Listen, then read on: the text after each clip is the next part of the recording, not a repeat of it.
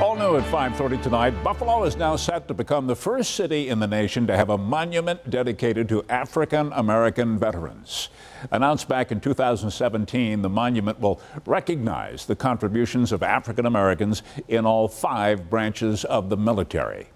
Well, now, almost 3 years later, and in the middle of a pandemic, some people are wondering, where does this project stand as of right now?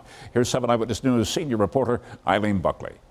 It literally would be the first monument of its kind in America.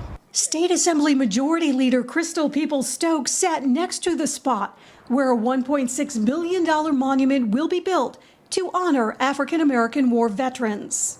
There is no other monument that honors African American veterans in every single war and every single branch of service. The African American Veterans Monument Committee already raised $1.4 million. The state promised another $800,000. The Assembly approved $600,000. Now the Senate must approve the rest.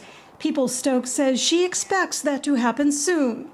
Construction was to begin earlier this year, but then the pandemic hit and everything has been put on hold. The monument will feature 12 tall pillars to represent all 12 American wars where African Americans served. We actually did fight in every single solitary war this country has ever engaged in. PEOPLES-STOKES says after witnessing historic racial unrest, it's time to educate the community about African American contributions to our country. And my father being a veteran is no different than you and your father being a veteran. We fought in the interest of the same country, so we too are Americans. Sadly, the designer of the monument, 43-year-old Jonathan Casey, who appeared in this Monument Committee video, died in April. But his company, Solid 716, will continue his mission once construction begins.